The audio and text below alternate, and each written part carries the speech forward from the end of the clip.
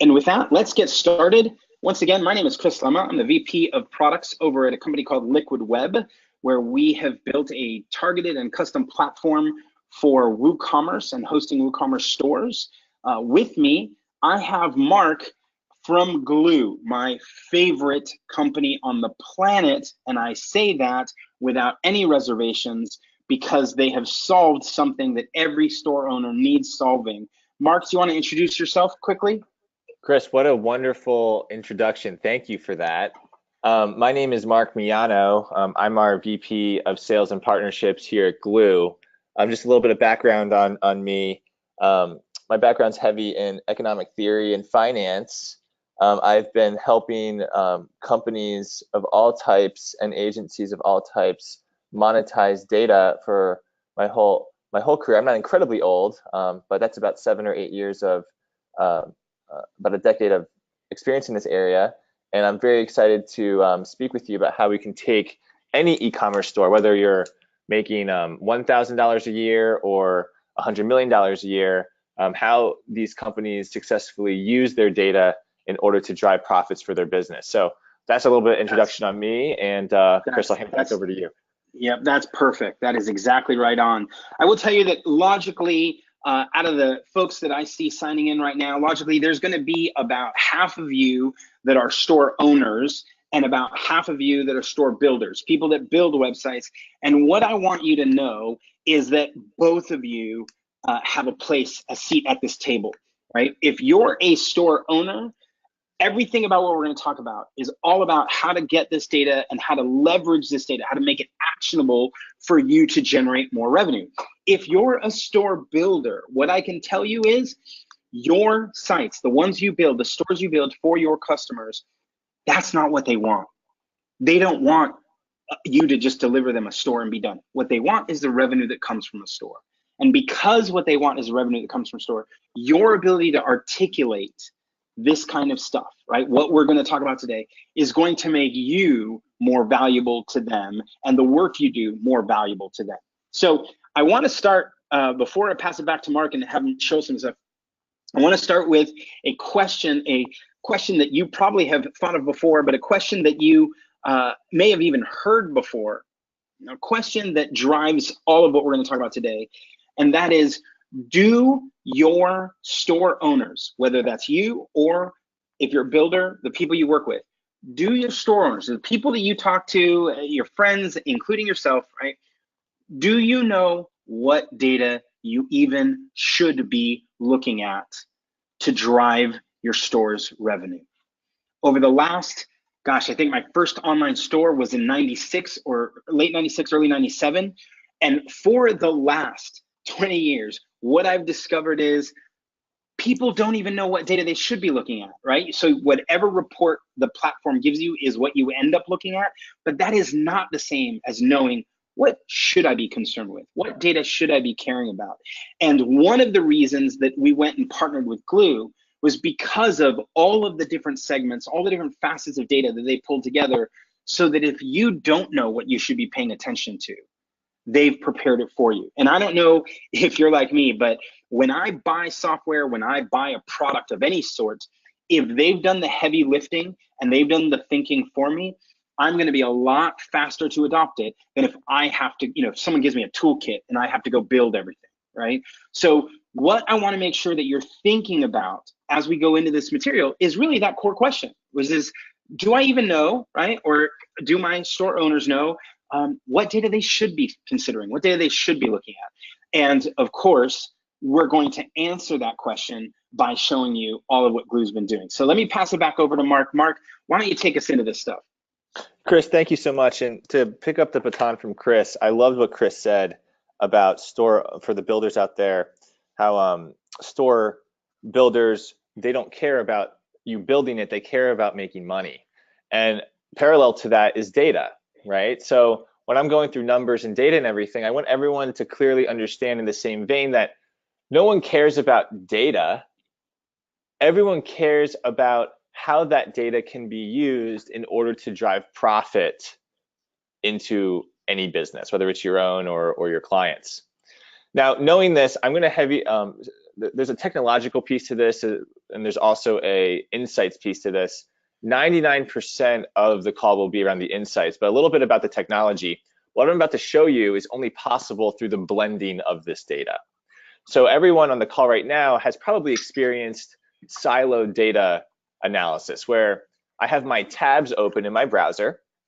I have my WooCommerce tab open, I have my Google Analytics tab open, my Facebook tab open. And what I'm doing in the old school way of doing things is I'm jumping tab to tab, trying to make sense of my business one piece at a time. What Glew is doing, and the only way this is what I'm about to show you is possible, is by taking all of that data and thinking of just, I don't know if we're all hungry here, it's about lunchtime, throwing it all in a blender and blending it all together. So we're actually looking at the whole store at once, as opposed to going tab by tab and doing this the hard way. So let's go ahead and get started into setting up the insights. It's all about profit, right? I think everyone can appreciate this calculation, right? Revenue, the cash I'm pulling in minus my costs, equals profit. Pretty straightforward stuff. If we don't know that, well, then we have a whole nother thing to talk about. But there's a problem here. For a majority of e-commerce stores, calculating revenue isn't so easy. Most stores actually are expecting more than one purchase from their customer, right?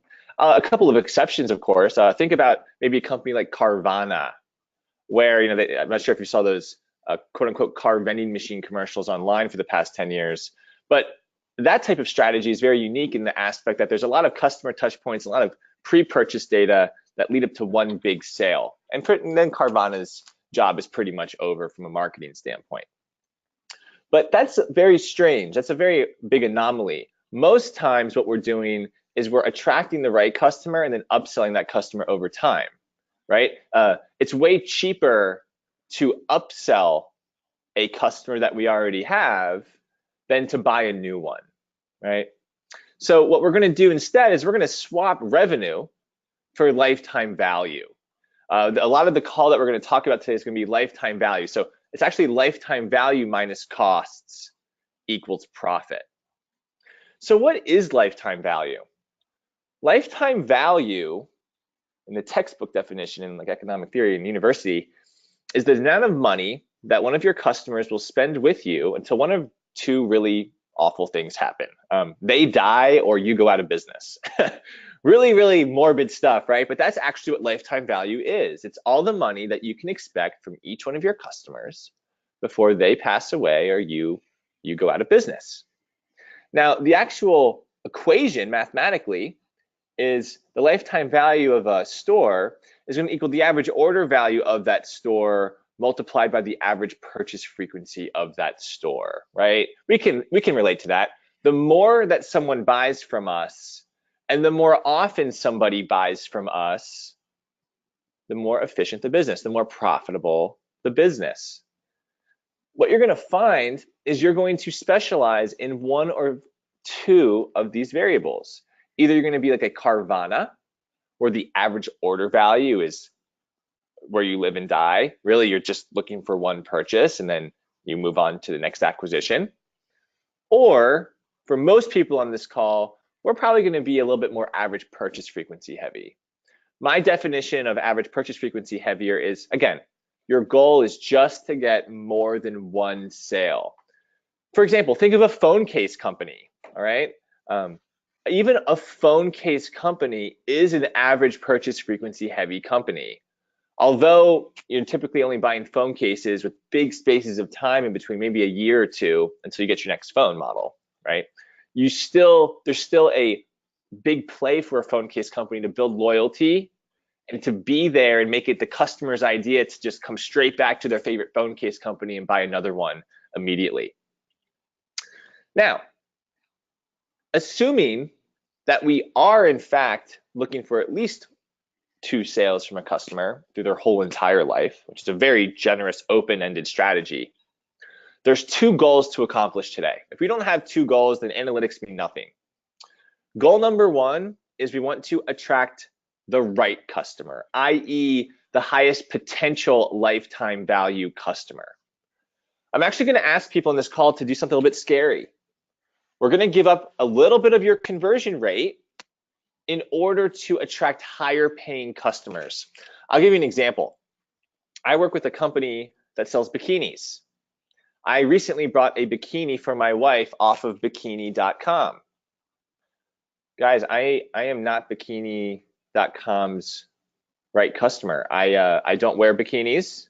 I don't live at the beach. I'm a dude. And if you can't tell from my hopefully relatively deep voice. So think about that. My lifetime value for me has hit a ceiling, and my customer acquisition cost might even be larger than the price of the bathing suit that I paid for. Every time that company retargets me on Instagram or sends me another email, they're wasting their valuable capital and time to try to get a second sale from me, who is never, I promise you, going to buy again from that company. So it's really important that we set ourselves up for success in order to attract the right customers, or the customers with the tastes that make goal 2, the upsell, way easier and cost effective for you in the long run. Now, knowing this, let's get into Glew.io for a moment, okay? And I'm going to blow out to a year. And by the way, I'm going to pause there for a second, 1 second, Mark, right?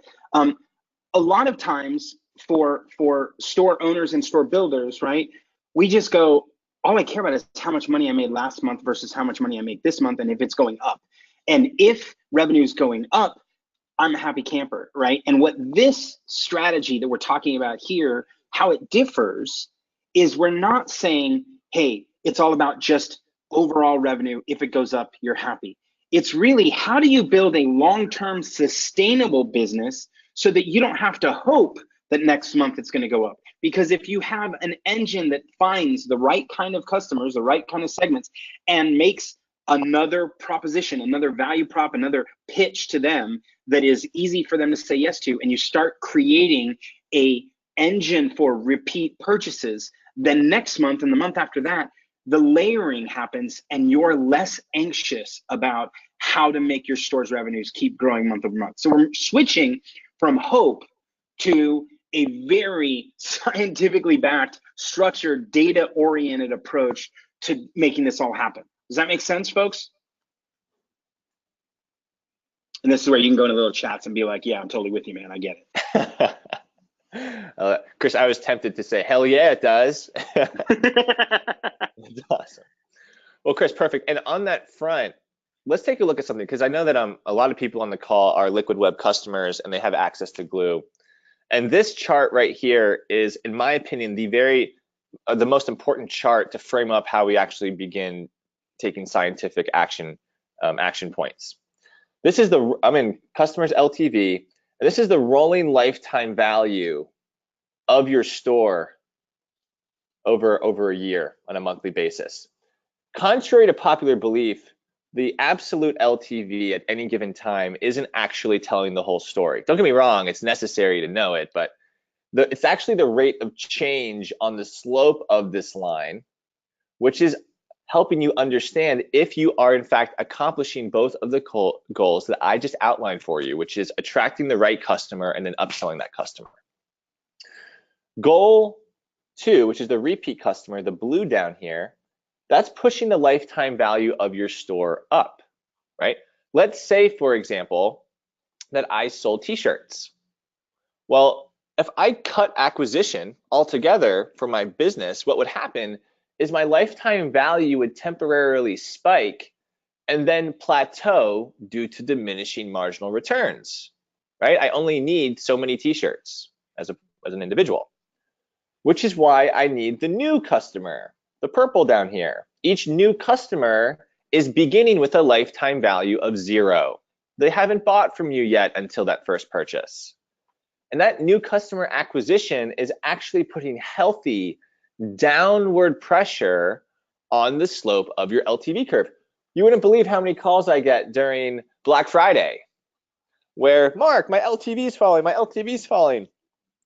Thank God your LTV is falling, because that means that you're getting an abnormal influx of new customers who have a relatively low LTV compared to your loyal customers who bought from you over the years, which is actually a good thing. It's laying down a foundation for strong growth for people to upsell to later on in the sales cycle.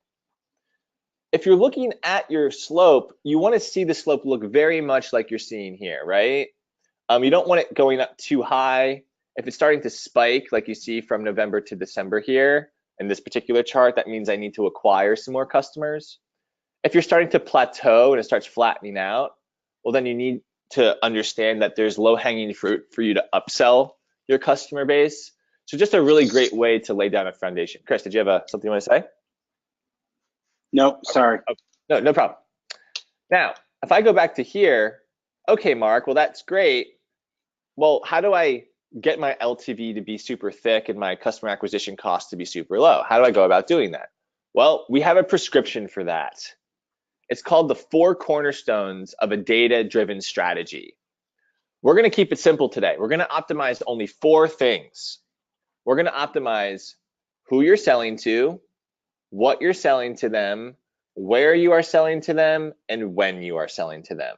If we think about this purely logically and rationally, the idea is that if we find somebody who wants to buy something from me, where and when I'm looking for it, or they're most likely going to get out their credit card and type in those numbers into your website and hand over the goodies. So what we're going to do with discipline is optimize these 4 things over and over and over again through the lens of lifetime value in order to accomplish both goals in the most efficient way possible. Now, goal number 1, or excuse me, cornerstone number 1 is who. Who am I selling to, right? Now, in order to answer that question, we're going to talk about customer segmentation. Now, when I say customer segmentation, everyone's typical knee-jerk reaction is to jump straight to marketing automations. Klaviyo, MailChimp, there's a million email platforms out there, and they're not wrong. They're just skipping a step. Before we set up marketing automations, we need to know how to set up those marketing automations in the most intelligent way possible to achieve both of the goals I just outlined for you. For example, let's take the NFL, who's a client of ours. If you think of the NFL, they're unique in the aspect that they have to segment out their customer base by geographic region. Maybe a sore point right now for you LA fans out there, but you know, the New England Patriots did just win the Super Bowl again. That might or might not impact that specific market's willingness to spend more money with me. I mean, they've just won 6 Super Bowls. How many Tom Brady jerseys do you need? So instead of blindly setting up these marketing automations, what I'm going to do is I'm going to say number of orders is greater than or equal to 1. And what if I said state is Massachusetts, and I name this New England fans? Now, fun note, you can save these segments and they automatically push over to the email platform. So we do, in fact, provide immense value to marketing automations, but that's not the point of this call.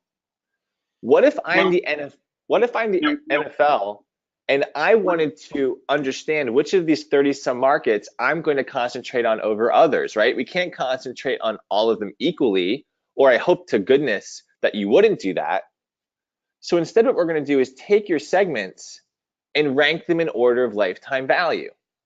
The higher the lifetime value of a group of people, the more curious I'm going to be about the characteristics that that group of people share, so I can go find more people like those people.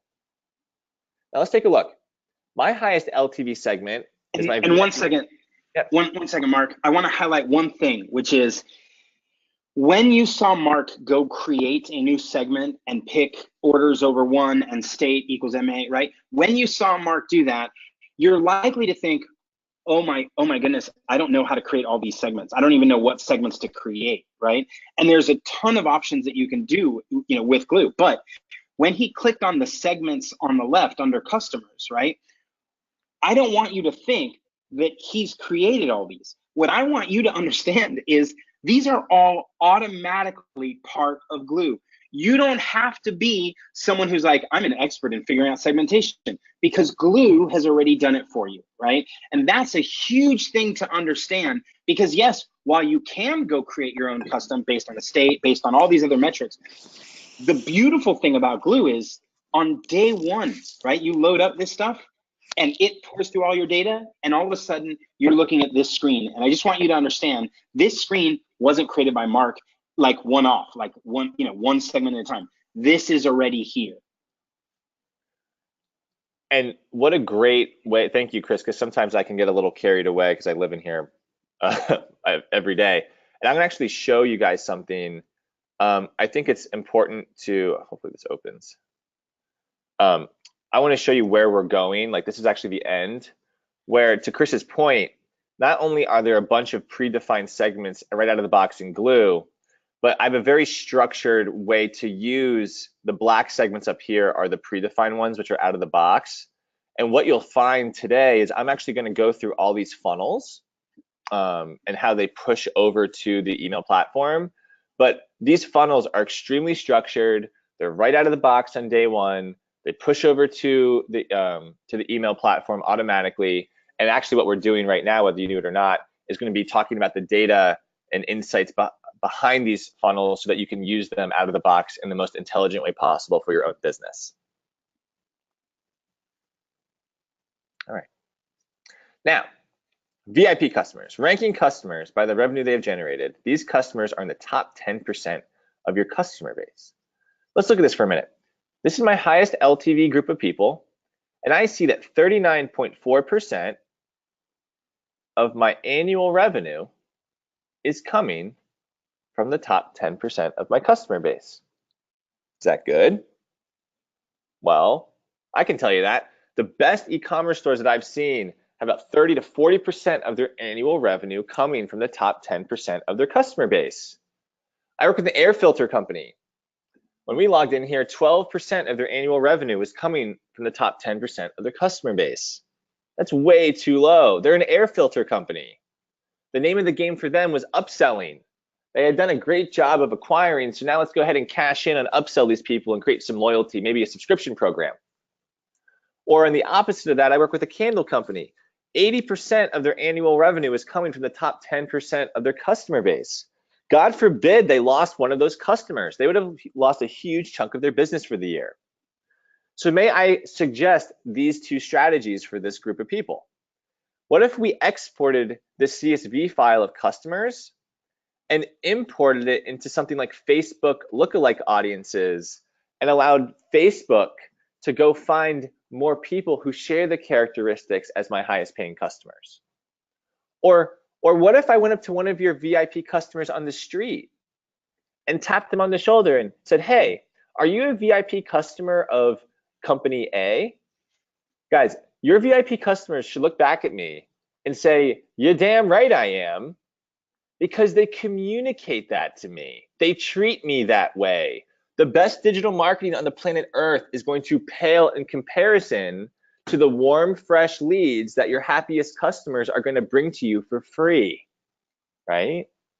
So I'm not going to do this for every predefined segment, guys. We'll never finish the call. So I'm going to go ahead and move on to the next piece, which is the quote unquote what. What do I sell to people?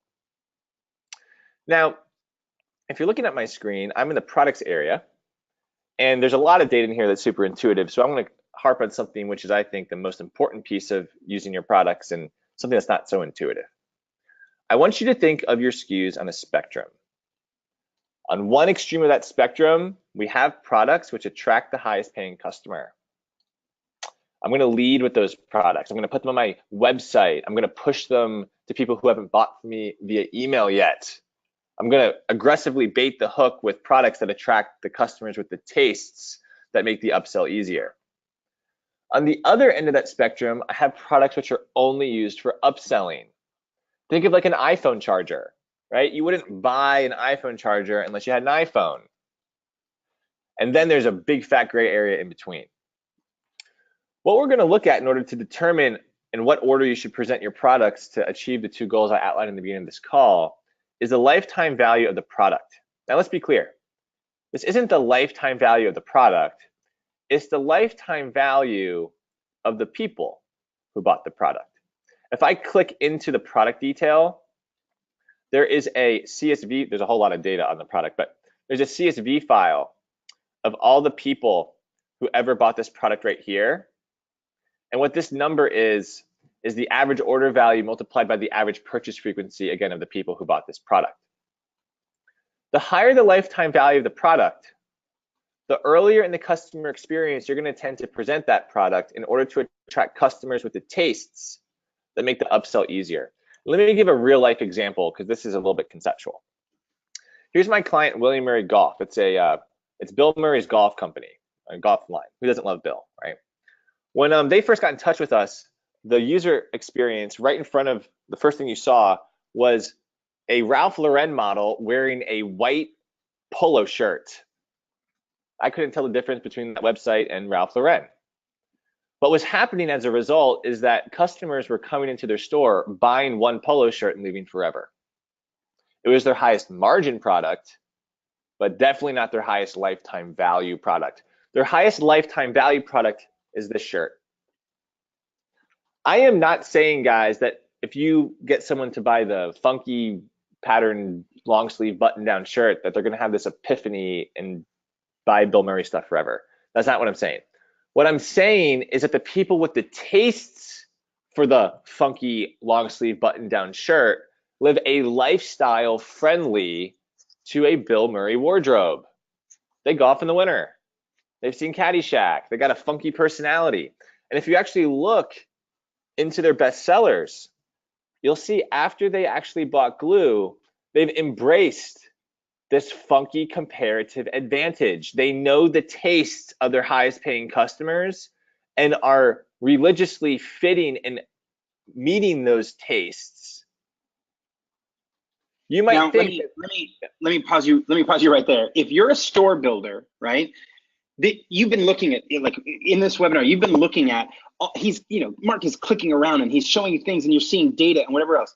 Just pause for 1 second and understand the value. If you're a store builder building a store for someone else and they say, okay, so we need to put a shop page, and you say, no, you don't just need a shop page, you also need a bestseller page. And they go, well, isn't the bestseller page the list of products that sold the most? You go, yeah, you would think so, but no, it doesn't have to be. You can label the page bestsellers. It's inviting. That's where people are naturally going to go click, but you can present any set of products you want. And in fact, as a store builder, if you're looking at this data from Glew, you can handpick exactly the right products that Mark's talking about, products that have high LTV, and you can put them on that page, right? And all of a sudden, you're attracting the right kind of customer, capturing them at the beginning of their journey, and then watching that revenue go up over time as the LTV moves up, right? So this is a massive, massive benefit and a difference to how people mostly just go, I'm going to throw up a couple pages and I'm going to move on. Having this data tells you how to organize which products on the page. Totally. Big builder. I like what Chris stopped there. This is a big builder value prop, is the mystery of what products to feature and why. Now, you might think, guys, that the what was it here? The Lori Leopard pump is the product to put front and center. It's not that easy, right? I got one order. All that tells me is one rich lady bought the Lori Leopard pump. So what I'm actually going to be looking for are products with a relatively high amount of orders and a relatively high amount of lifetime value, so that I'm making decisions off of causation and not correlation, right? Now, when I click into some of my higher LTV products, I am now going to jump into the product detail. And aha, now I can understand that these product details for the higher LTV products are in fact the most valuable views in the system. Because we're not just looking at some peripheral product and what's bundled with it, right? We're actually looking at the tastes of our highest paying customers, so we can optimize and increase average order value, and also understand how to create products moving forward in the future that fit the tastes of my highest paying customer base. Let's see, when people buy the peach duffel bag, 6% of the time they buy the green striped tie, and 5.9% of the time they buy the Michael shoe. There's value in this page, but I'm gonna actually make a little detour, come back to the customer list area, and I'm going to click into the customer detail. I just clicked into the email address of Mason Thompson. You'll see one source of truth on Mason Thompson and everything that Mason Thompson automatically bought. What Glew does is we take this detail, like the product detail here, this basket analysis that I'm showing you here. We take a look at that for every product that Mason Thompson bought, run all that math, and automatically assign the exact products that every individual in your store should be presented with to maximize the probability of that individual converting again. And these things actually push over to the email platform to provide very intelligent personalization upsell strategy. But Chris, I'm going to pause here if you want me to clarify it all, because I'm going to move on to attribution modeling if there's no questions from you on this one. No, this is good, but you will get to customer status, right? We're going to talk about when they move into okay, as long as we're going to cover at risk, then I'm good. Yeah, let's actually do that now. So the next thing I'm going to, just from Chris's, we're going to cut for Chris's request, we're going to jump straight to the quote unquote when cornerstone, which is when should I be upselling my client? Because here's the thing, right, Mark? I mean, what often happens is when we sign up customers, and I'm talking about specifically like Liquid Web, we bring on customers for Managed WooCommerce. They have their builders, and the owners and the builders, they build the site, they get it launched, they start going out, and the first thing they do is put them into marketing automation, and they put them on a warm drip or a warming approach that says every month I'm going to send them email. And then we have to go back and talk to people about the fact that not all emails and not all months are equal, right? Like me sending you email right after you made a purchase is not the same as me sending you an email 3 months from now after you've stopped making purchases, right? And that's why I think this particular, when we start talking about the when, it's so important, because often the default activity is for people to just start sending, it's not even monthly, sometimes they send weekly emails, right? And you're like, you need to know when's the right time to send and when's the right time to just calm down on sending that stuff so people don't take you off their list. Absolutely. And actually, to Chris's point, what we're actually doing here from a data science standpoint is we're combining the data with human psychology. People don't like to be quote unquote sold. People like it for their idea, for it to be their idea to buy something. And so in order to achieve that, especially over email or over the digital space, as opposed to being in person, right? Because we don't have that luxury as an e-commerce brand. It's really important that this funnel system that we're about to walk through is understood. In fact, if I flip back to here, what we're talking about is funnel 1. And you'll see that in terms of level of ROI, this is by far the most valuable funnel out of all of them. And yeah, just to Chris's point, let's go ahead and explain it. What Glew does is it crawls through every repeat purchase that your store has ever had. And the average distance between all of your repeat purchases is what we call your lapse point. So your lapse point actually has 2 definitions. Definition 1 is the average distance between all your repeat purchases. Definition 2 is that it's the amount of time that you have with one of your customers to convert that customer again before chances are, based on your store's historical history, that customer most likely isn't coming back. After we identify that lapse point window, we then place a customer into an active, at risk, or lost status. These are mutually exclusive statuses. If I'm John Doe, I cannot be more than one of these statuses at a time. If I come back into the CRM system, you'll see that each person has a status. You'll see that these segments, look, active, at risk, lost, these statuses are predefined segments in Glew. They push over to the email platform. And if I click directly into a customer detail, I'll actually see where my customer lives in this life cycle, the amount of days, like physically, the statuses break down into, and a little recommendation on how to treat them. And I'm going to give you that recommendation right now. If I have an active customer, they are less than 80% of the way through lapse point. If my lapse point was 365, you'll see that they bought 292 or less days ago from you. Please do not ask these people to buy again. They just bought from you. Now is the time to make it their idea to buy again. Get them the product, make sure they have it, make sure they're happy, tell them how to use it, show them Dwayne The Rock Johnson eating it. I don't know, but the idea is we want to build trust make sure they run out of the product, or they had such a great experience, they want to gift it to somebody. Let me give you an example. I work with a laundry detergent company. Think about how competitive laundry detergent is. My goodness. And the active status, they get you your laundry detergent, they make sure that you have it, and then they provide a drip campaign of all the ways to make washing your clothes easier, more efficient, more effective, and even more fun. What does permanent press mean? I gotta tell you guys, I don't know what permanent press means. I'm 30 years old. I would love for someone to tell me what permanent press means.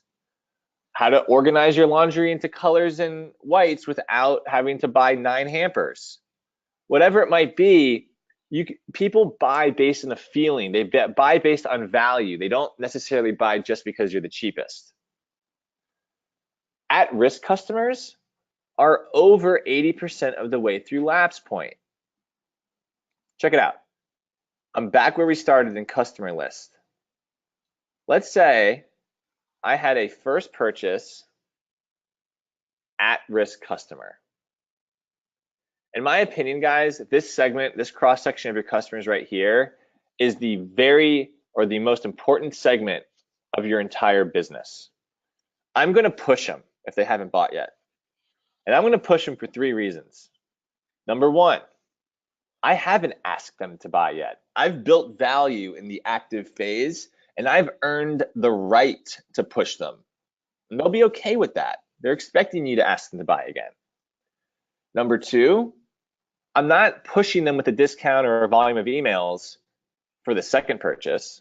No, I'm actually pushing them in the expectation that they buy a 3rd time on their own.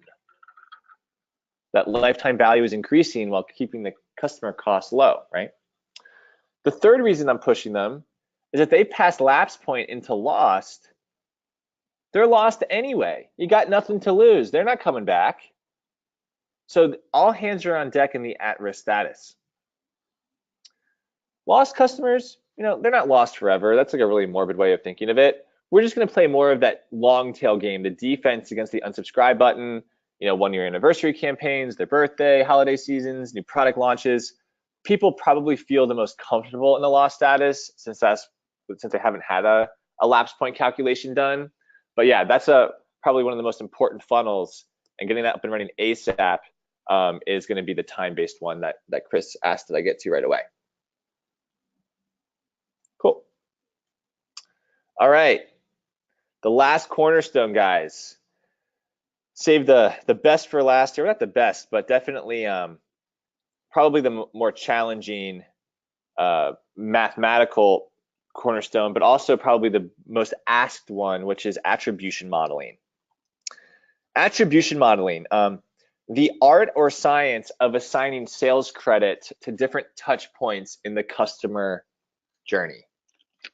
The purpose of attribution modeling is understanding how to allocate advertising monies and time in the most efficient way possible, i.e., how do I allocate my advertising monies in the most optimal way possible to attract the highest paying customer and then to upsell that customer. There are many attribution models. In fact, you probably, whether you knew it or not, have experienced many attribution models already. I'm sure everyone's looked into their WooCommerce cart, and then you look into your Facebook tab, and then you look into the Google Analytics tab, and the numbers aren't adding up, right? Think of this scenario. I am John Doe, and I run the store, ABC store, okay? And I see an ABC store that I made $1 million last year. And I'm trying to go out and understand what sales channels and strategies and advertising strategies were responsible for that clean $1 million I made last year, right? That's a fair question. I go into AdWords, and AdWords says that they made me $500,000. Oh, okay, I jot down $500,000 bucks. That's cool. I go into Facebook. Facebook says they made me $500,000 too. Okay, well, interesting. Then I go into Bing. And then Bing says they made me $500,000 too. I ain't no Albert Einstein, but I do know that $1.5 million is way more than the money I see in my bank account. The problem is that these 3 different platforms are using different attribution models. They're assigning sales credit in different ways to different customer touch points by design. They're painting themselves in the most positive light possible in front of you, the store owner, so that you spend more advertising money with them. So to compare your Facebook tab with a Google AdWords tab would be like comparing a GMAT score with an SAT score, right? They're both numbers, but they're grading different tests. It doesn't make any sense to compare an SAT score with a GMAT score, which is the same reason why it doesn't make any sense to compare your Facebook performance tab with, let's say, your Bing tab. What Glew does is we provide you one consistent attribution model. We have more than one attribution model, but when you're looking at your Google versus organic versus email or whatever, all of these channels are being graded the same way so that you have the confidence that when you add up your revenue at the end of the day, it actually adds up to the amount of money sitting in your bank account. The attribution model that most people are familiar with is a last click attribution model. Reason being is Google Analytics uses a last click attribution model. What that does, and you're looking at it right here, is I have the order, and then I have the channel and the campaign clicked right before that order. It's not a terrible attribution model. It's really good for upselling. If you're looking to upsell and you're trying to understand where does the cash come from an order level, this would probably be a good way to go about thinking how you want to go squeezing the juice out of your current customer base. There is a weakness though. Orders don't buy things, right? People do. So when we're tying back all the measurements to an order, we're going to open ourselves up to making decisions based on anomalies, okay? For example, let's say I had a wholesaler come in through Facebook and drop 100K with me. And I look into Facebook and I see that I made 100K off Facebook via last click attribution model. Does that mean I leave Google and Bing to the side next month and pour everything into Facebook because one dude just so happened to come in through Facebook and buy a wholesale relationship with me? No, that's a short-sighted way of moving about your business. To help with the acquisition side, you'll see what is called a first purchase attribution model. I call this the most practical attribution model because most of the people on this call are probably an average purchase frequency heavy type company. What a first purchase attribution model does is it assigns revenue. Let me put it this way. If I'm John Doe, it's going to give all the sales credit for John Doe to the channel that got John Doe to buy for the first time. So let me give you an example. I am John Doe, and I come in through Facebook in March 2018 and buy. Facebook will be giving credit for that sale. But let's say it's November 2018, and I come in through direct in November and buy a second time. Facebook still gets credit for that sale because Facebook got me, John Doe, to buy originally. And remember, it's way more expensive to buy a new customer than to upsell one, which is why we put so much weight on that first purchase. We still got a problem though. I'm looking at revenue by channel and net profit by channel. Just like orders don't buy things, channels don't buy things either. So I don't want you guys making serious big decisions when it comes to allocating ad spend on this menu. Instead, I'm going to go back to customers' lifetime value. You're seeing a pattern here, right? I'm going to come down to here, call this the Shark Tank table, and I'm going to take my channels and rank them in order of lifetime value. And now everyone should be having that aha moment. The first purchase attribution model is the only model where we can assign a lifetime value to a channel or to an advertising strategy. It kind of goes something like this. I have 800 some people who convert first from affiliate, and these guys spend $135 each with me. Okay. But I have about 1,400 people who convert first from email. These guys spend double with me. There is efficiencies to be gained from an acquisition standpoint by stopping my lower, less efficient acquisition strategy and actually putting a little bit more time, money, and weight into my higher LTV strategy, right? These customers spend more with me than the ones down here. And when you start doing this, what's going to happen is your new customers are going to rise faster up here than down here because you're concentrating on that more. We've already proven that when I acquire new customers, like that Black Friday example I gave you, it drives down my lifetime value. And very well, my email LTV might drop to the bottom as I acquire new customers, but guess what? I'm then going to go to my next high LTV channel and concentrate on that one. So it's just a constant cycle of placing time and money into attracting the highest paying customers wherever they might be coming from. And I want to pause right here and just say, I know we're getting to the end of our time here, but I want to highlight what Mark just said. If you are a store builder, if you're a store owner, you just look at the sheet and you know right away, oh, this is perfect. I know where to double down my spend. I know where not to put my spend because I can actually look at the LTV profitability by the channel and know where to do it. If you're a store owner, you totally get that. But if you're a store builder, right, you have likely thought of, oh, I can have a monthly recurring revenue tied to updating your website. I can have a monthly recurring revenue tied to helping you import new data or take data out, or like you've thought about website and store maintenance. You have likely never thought about a long-term recurring contract with them as it relates to data, right? And this is huge. If you were now not just a store builder, but doing strategy for that store, and you came alongside that store owner and you said, listen, every month I'm going to go into Glew, every month I'm going to pull this data out, every month I'm going to see where to double down, and I'm going to help them with their strategy, your value has increased 100-fold for store builders simply because of charts like this, right? And that there was no way you could do this any other way, right? So this is massively important for you if you want to drive new revenue streams. And you've gone, well, I don't know. All I do right now is update the website. You go, no. There is a way for you to level up your game simply because of the data that you have access to here. Totally, absolutely. And I think on that note, those are the 4 cornerstones, guys. So maybe we can leave it for some questions. I'd love to field some questions in tandem with Chris, and then we can go from there. Yeah, if you have questions, go ahead and send it in the little question tab. But the other thing I note is we are wrapping up on time, and so that's I totally get it. If you don't, I see one question here, which is just a question of you heard Mark mention something about Liquid Web, and you get this. So I just want to circle back and make that clear. Yes.